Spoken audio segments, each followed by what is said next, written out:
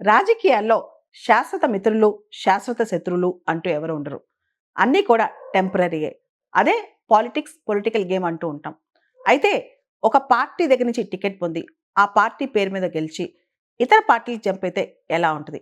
దీనికి సంబంధించి 1985లో మన రాజ్యాంగంలో పార్టీ ఫిరాయింపుల చట్టం 10వ షెడ్యూల్‌లో యాడ్ చేశారు.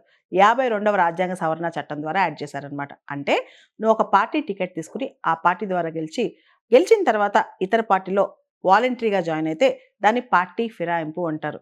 జనరల్‌గా మన రాజకీయాల్లో ఇప్పుడు ఏ పార్టీలో ఉన్నావు అని అడుగుతుంటాం అనమాట. అంటే ఒక పార్టీ ఐడియాలజీకి స్టిక్ అయ్యి జీవితాంతం ఉండేవాళ్ళు చాలా అరుదుగా ఉంటారనమాట. మనం చూస్తే రీసెంట్‌గా రాఘవ్ చద్దా ఇష్యూ కూడా ఆమ్ ఆద్మీ పార్టీలో చాలా కాలం ఉండి, చాలా కాలం ఆమ్ ఆద్మీ పార్టీలోనే అతను మెసిలి ఇప్పుడు అతను పార్టీ మారాడు. దీనికి సంబంధించి అసలు పార్టీ ఫిరాయింపుల చట్టం ఏం చెప్తుంది? అసలు ఇలా ఫిరాయించొచ్చా? దీని మీదే పెద్ద క్వెషన్ అనమాట. సాధారణంగా ఒక వ్యక్తిగా అంటే ఒక ఇండివిడ్యువల్ ఎంపీగా ఒక పార్టీలో టికెట్ పొంది ప్రత్యక్షంగానో, పరోక్షంగానో ఎన్నికల్లో గెలిచి అంటే లోక్‌సభకు కానీ, రాజ్యసభకు కానీ, స్టేట్ అసెంబ్లీ కానీ, ఎమ్మెల్సీగా గాని గెలిచి ఆ తర్వాత ఐచ్ఛికంగా అంటే వాలంటరీగా పార్టీ మారితే అది ఫిరాయింపు కిందకే వస్తాయి. అయితే దానికొక మినహాయింపు ఉందనమాట.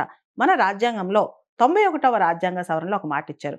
2/3 మెర్జర్ అంటే ఒక పార్టీలో 2/3 వంతు మంది అక్కడ ఆ పార్టీ నుంచి గెలిచిన వాళ్ళు వెళ్లి ఇతర పార్టీలో కలిస్తే దాన్ని విలీనం అంటారనమాట. దాన్ని మెర్జర్ అంటారు. దాన్ని ఫిరాయింపు అనరు. ఇప్పుడు చూస్తే గనక ఆమ్ ఆద్మీ పార్టీకి చెందిన 10 మంది ఎంపీలు రాజ్యసభలో ఉన్నారు. దానిలో 7గురు బీజేపీలోకెళ్ళి విలీనమైపోతే దాన్ని విలీనం అంటారు. ఫిరాయింపు అనరని చెప్పి అక్కడ వాదన వినిపిస్తోంది. ఇంకో పక్క ఆమ్ ఆద్మీ పార్టీ మాత్రం రాజ్యసభ చైర్మన్‌కి ఉత్తరం రాసింది.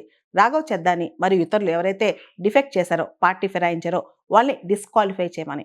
ఇప్పుడు వాళ్ళని డిస్‌క్వాలిఫై చేస్తారా? లేదా ఎవరైతే ఆమ్ ఆద్మీ పార్టీని వదిలేసి బీజేపీలో జాయిన్ అయ్యారో అది మెర్జర్‌గా భావిస్తారా? లేదా డిఫెక్షన్‌గా భావిస్తారా? ఇప్పుడు రాజ్యసభ చైర్మన్ చెప్పబోతున్నారు.